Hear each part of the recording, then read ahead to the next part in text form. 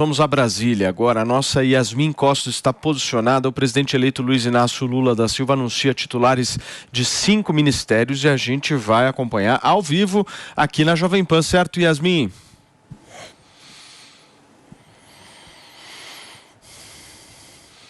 Inácio Lula da Silva entra aqui no palco do Centro Cultural Banco do Brasil. Ele entra acompanhado de Gleice Hoffmann, também de Flávio Dino, Fernando Haddad. E nesse momento ele vai fazer esse anúncio, muito possivelmente, dos nomes dos ministros. E a gente está aqui acompanhando, a gente vai acompanhar na programação da Jovem Pan. Vou acompanhar aqui nesse momento e trago toda essa lista que muito possivelmente envolve essas pessoas que estão aqui no palco ao lado de Lula. A gente está por aqui, vamos seguir acompanhando e qualquer novidade a gente traz aqui na programação da Jovem Pan. Paulo.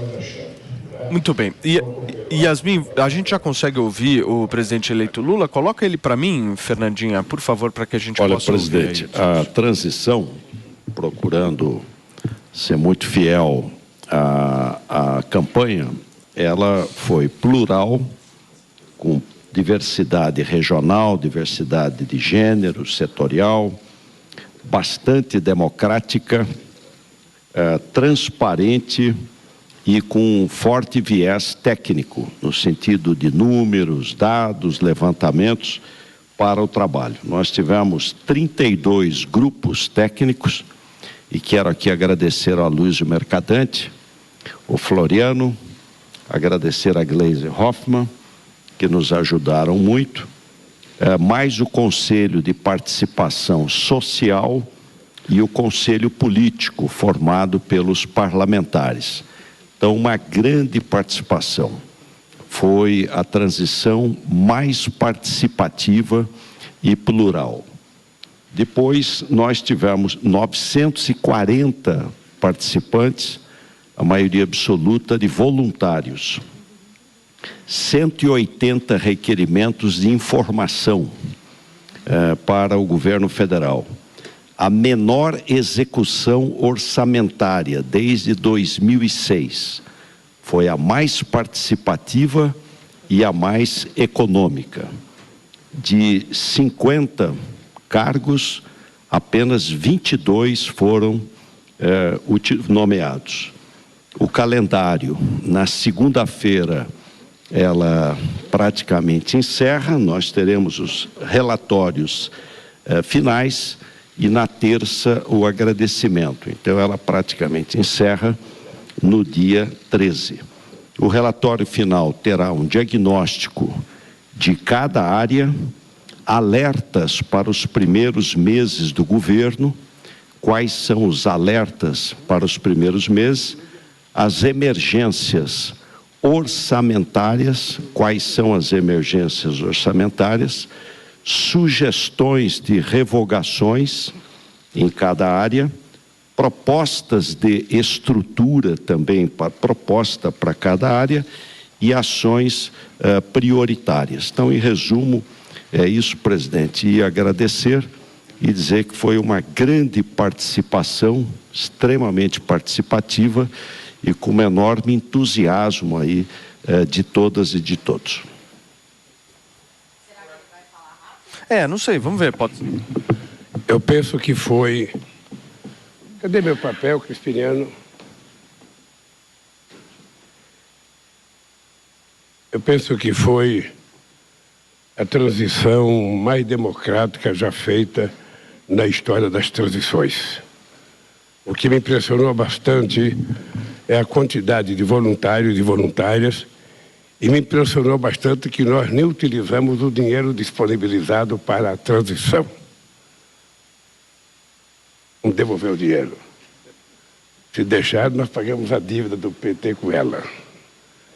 Bem, eu tomei a decisão de apresentar alguns ministros e possivelmente a semana que vem, depois da diplomação, eu apresente mais um pouco de ministros e depois apresentarei mais um pouco de ministros.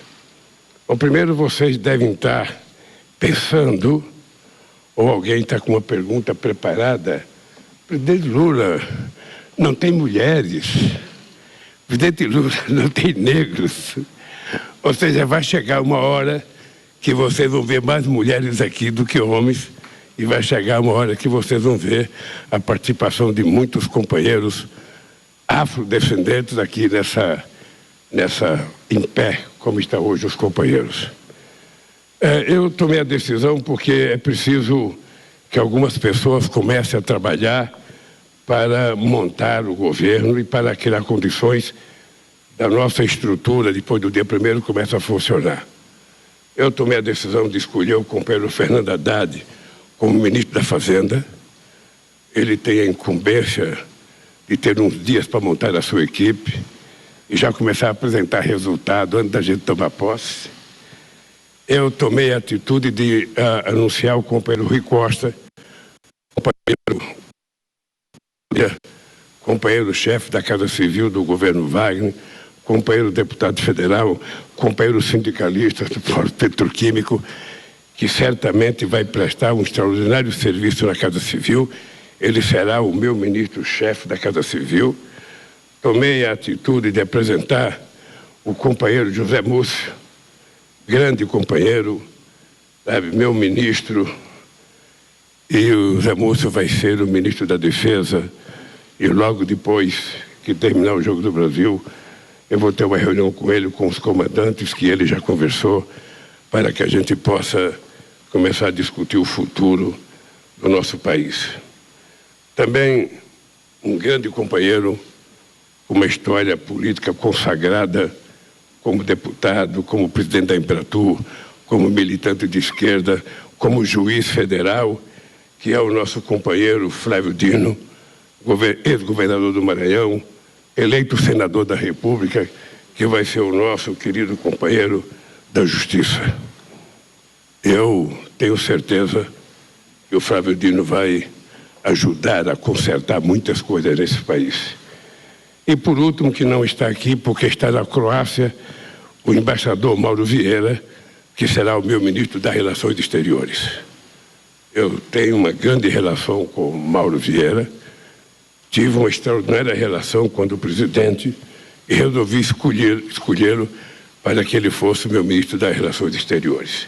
Bem, hoje a indicação são desses grupos de companheiros. Estou indicando o Alckmin para vice e estou me indicando o presidente da República. Eu queria dizer algumas coisas para vocês. Primeiro, com relação à transição. É muito importante que vocês tenham claro que quando a transição terminar, nós vamos tentar, com a maior seriedade e com a maior sobriedade, apresentar para a sociedade brasileira o que nós encontramos como resultado do atual governo. Vamos mostrar sem precisar fazer um show de pirotecnia. Nós não queremos isso. O que nós queremos é que a sociedade brasileira saiba corretamente como é que está a saúde, como é que está a educação, como é que está o SUS, como é que está a ciência e tecnologia, como está a situação dos aposentados, como está a situação dos trabalhadores. Ou seja, para que a sociedade saiba, porque se nós não apresentarmos agora, 6 meses depois, estará nas nossas costas os desmandos feitos pelo atual governo. Nós temos consciência de que o Alckmin até, não sei se ele já falou, mas é um governo com o corpo muito grande e a cabeça muito pequena. Ou seja, é um governo que não preparou a administração desse país, um governo que preferiu, sabe, fazer fanfarrice, falar e não conseguiu resolver os problemas que é preciso um governo resolver. Nós agradecemos profundamente aos senadores que votaram a PEC, que não é uma PEC do governo Lula, do futuro governo, é uma PEC do governo Bolsonaro, porque essa PEC é para resolver o problema do orçamento, que ele não colocou dinheiro para resolver os problemas que nós temos que resolver, sobretudo a manutenção dos R$600 de um programa que volta a ser chamado Minha Casa Minha Vida, e mais 150 Bolsa Família e mais os R$150 para crianças até 6 anos de idade. Nós recebemos informação hoje que também o Minha Casa Minha Vida está numa situação muito delicada e possivelmente não tenha recursos sequer para que a gente possa atender as pessoas, sabe, da faixa 1, que são as pessoas até 2 salários mínimos. É preciso que a gente dê uma analisada, que a gente vê na transição, se a gente consegue as informações com o Conselho Curador da FGTS, para que a gente possa fazer com que essas pessoas mais pobres, que tiveram casas subsidiadas, voltem a ter a chance de ter uma casa feita pelo Estado brasileiro. E quando tiver tudo pronto, nós vamos convocar uma coletiva e o Alckmin e eu vamos apresentar para vocês mais as pessoas que trabalharam, a Luísa, o Mira, Belchior, e todo mundo que trabalhou na transição, nós vamos mostrar para vocês, área por área, para que vocês saibam como está. No dia 20 ou dia 21 de dezembro de 2022. E eu espero que a gente consiga recuperar aquilo que é o sonho da sociedade brasileira. Eu sei que houve uma pesquisa que diz que 95% do povo está achando que o governo vai dar certo. E eu, sinceramente, quero dizer para vocês, eu, se fosse perguntado, seria 100% de que o governo vai dar certo, porque nós não temos o direito de frustrar a expectativa de uma grande parcela da sociedade brasileira que estava precisando de ar novo, de ar puro, para que a gente possa respirar mais democracia, mais salário, mais emprego, mais educação, mais saúde e mais liberdade de expressão e mais liberdade de comunicação. Esse é o retrato desse novo país que vai nascer a partir do dia 1º de janeiro de 2023. Podem ter certeza que nós não temos o direito de não fazermos a coisa correta e de não tratarmos com muito carinho as pessoas mais necessitadas desse país. A esses companheiros que foram anunciados hoje, eu espero que eles passem a trabalhar como jamais trabalharam, porque a tarefa que lhes foi incumbida será sempre mais difícil do que as tarefas que eles já cumpriram. Portanto, o companheiro Haddad sabe da responsabilidade dele, o companheiro Flávio Dino sabe da responsabilidade dele, o companheiro Rui sabe da responsabilidade dele, o companheiro Zé Múcio sabe da responsabilidade e o Mauro Vieira sabe da responsabilidade, até porque o Brasil precisa voltar a ter uma política externa protagonista, uma política externa, como diz sempre o Celso Amorim, ativa e altiva. Portanto, companheiros e companheiras, eu espero não apenas para o povo brasileiro, mas eu espero também para a imprensa brasileira novos dias. Tenho certeza que vocês serão tratados. Se eu já tivesse tomado posse, tinha 30 copos d'água aqui. Como eu não tomei posse ainda, nem a garrafinha. O meu adversário achava que era cachaça que eu tomava. Mesmo no tempo que eu gostava, eu não bebia na garrafa, eu bebia num copinho. Eu espero que vocês vão perceber que até a nossa gloriosa imprensa vai viver novos dias. Vocês vão ser tratados com mais respeito, com mais decência. Ninguém vai negar informação para vocês. A lei de acesso à informação vai voltar a funcionar 100%. O portal da transparência vai voltar a funcionar 100%. Portanto, vocês não terão no nosso governo a indústria da mentira, a indústria da desinformação ou a indústria do fake news. Vocês terão no nosso governo a indústria da boa informação, porque é com essa boa informação que a gente pretende recuperar o Estado de Direito desse país, a democracia e a melhoria da qualidade de vida do povo brasileiro. Eu já ouvi boato que a PEC vai ter problema na Câmara dos Deputados. Eu não acredito.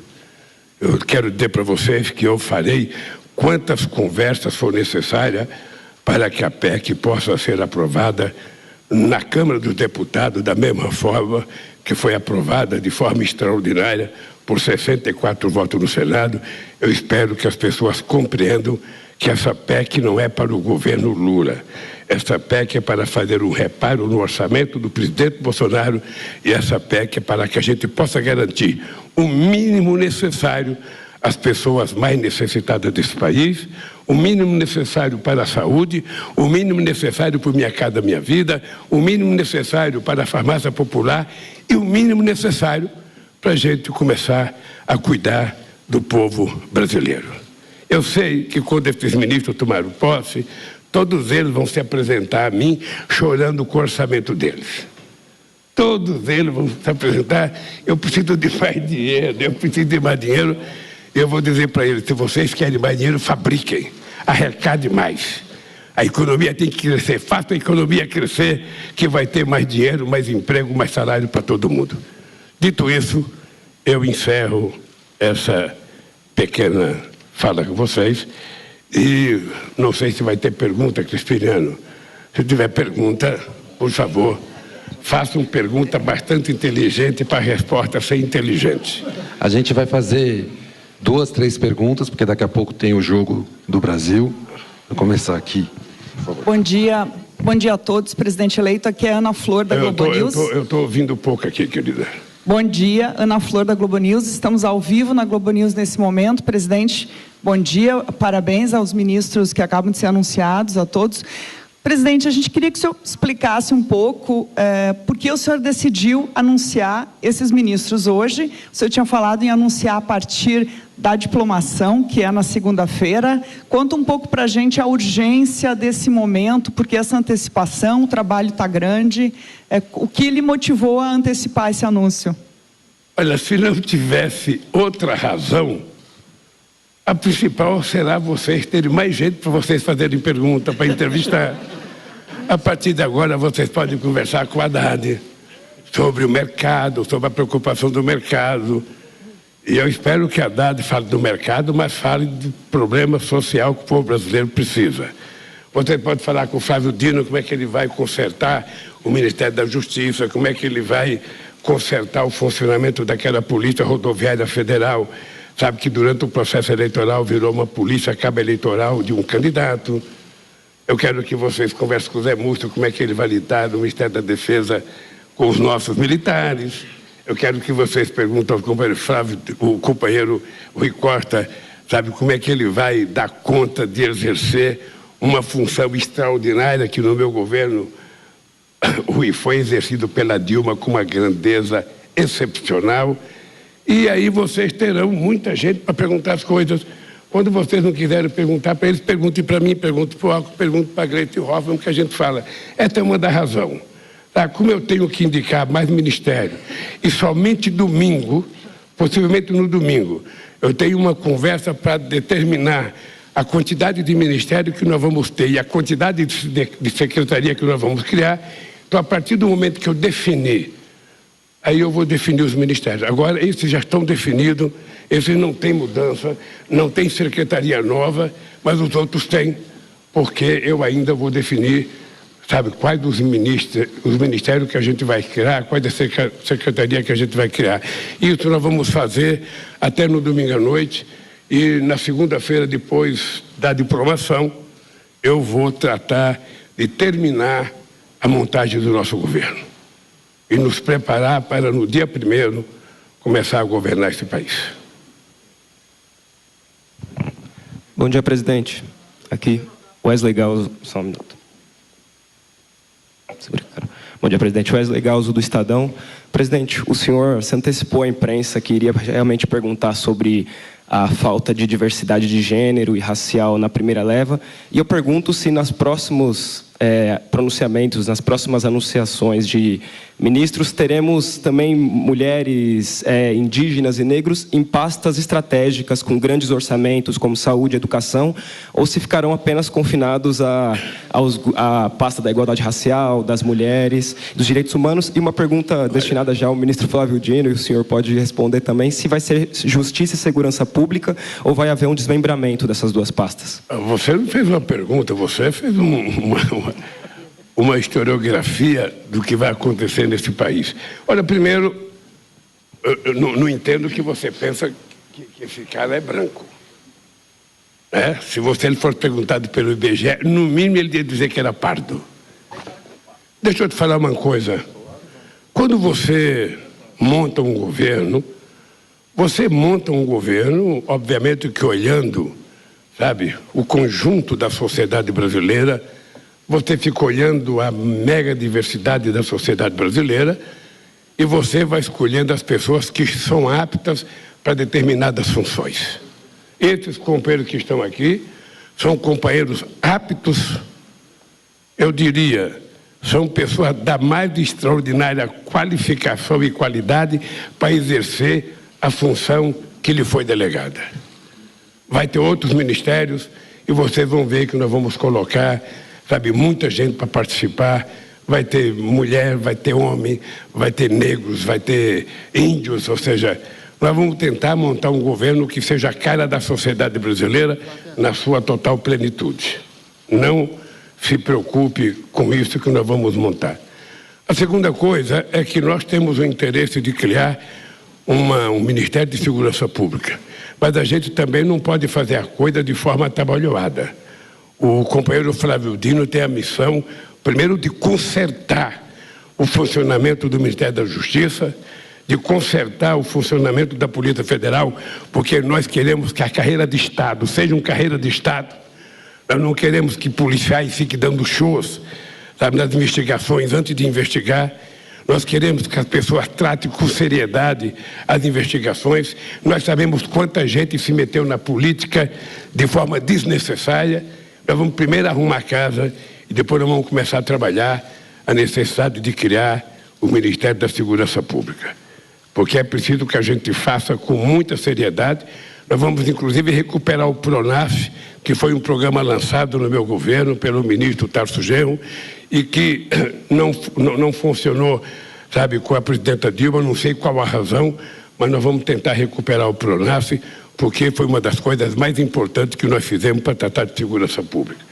E eu queria dizer para vocês que tem uma coisa na questão da segurança pública que o governo federal tem que se meter, porque nós precisamos cuidar de quase 17 mil quilômetros de fronteira seca, nós temos que cuidar de 8 mil quilômetros de fronteira marítima, nós temos que cuidar de muita coisa nesse país. É preciso ter uma polícia altamente competente, bem formada e, eu diria, até bem remunerada.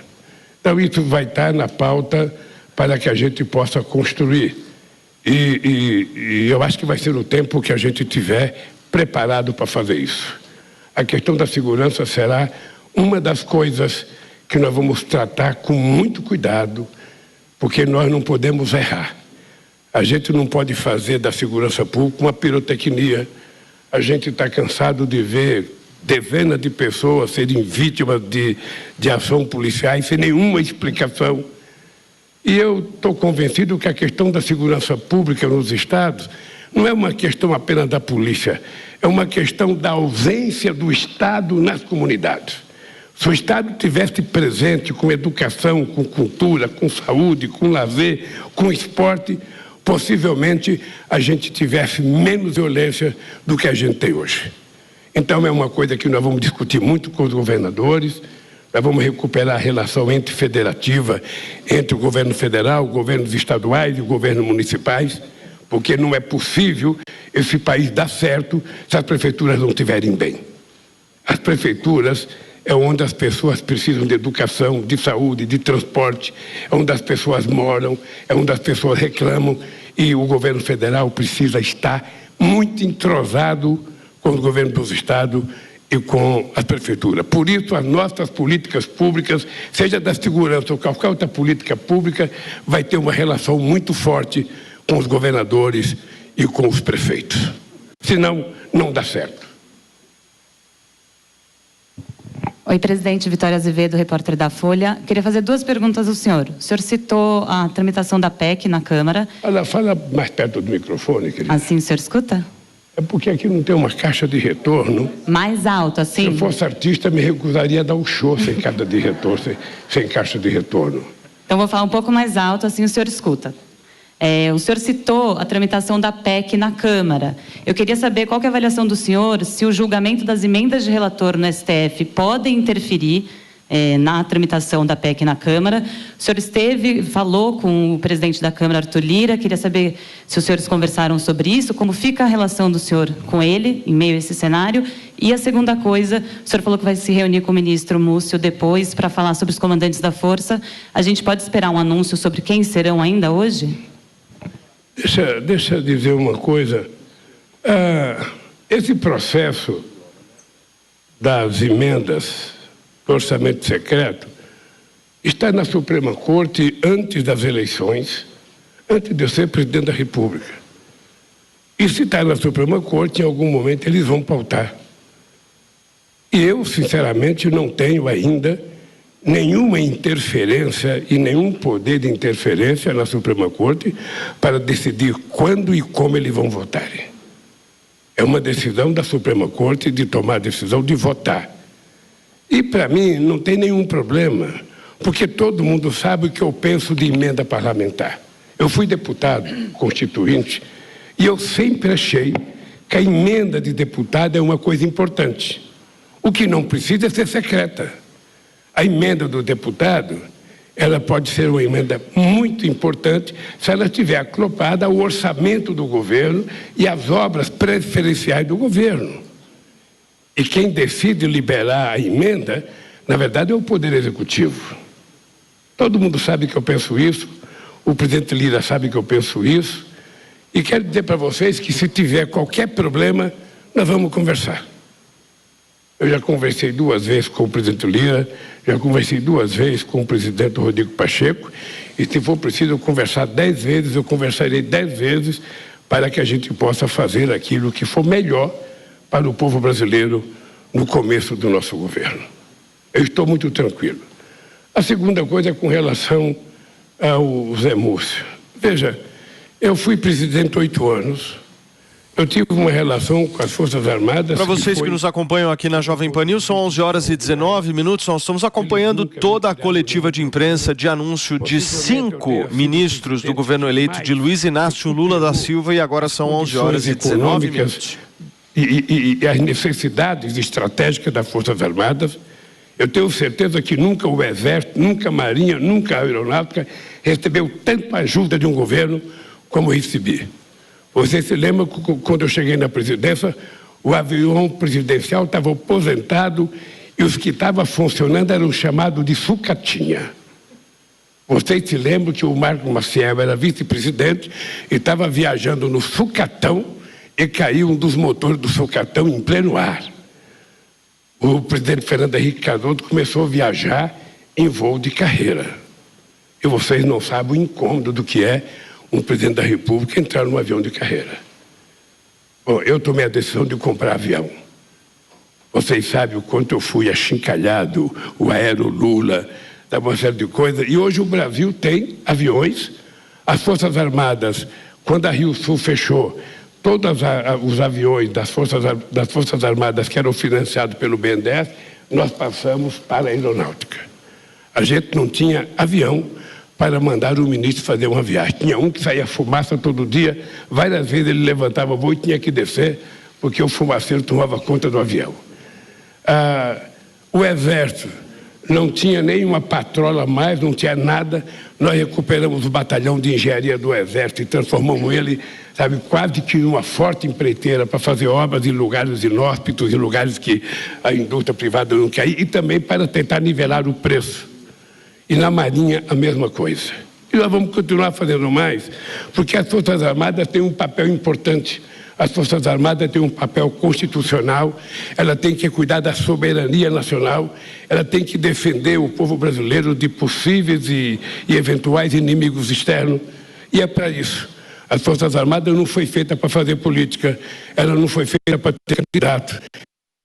É candidato, se aposente, seja candidato. Mas as pessoas da ativa das Forças Armadas têm uma missão nobre, que é cuidar da segurança de 215 milhões de brasileiros, de cuidar das nossas fronteiras e cuidar, eu diria, da nossa soberania.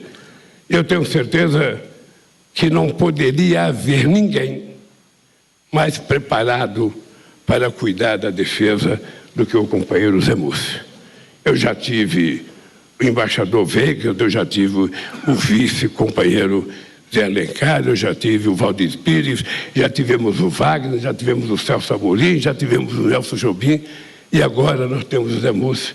Eu tenho certeza que ele dará conta do recado, e eu tenho certeza que as Forças Armadas virão cumprir aquilo que é a missão principal deles, cuidar da segurança desse país.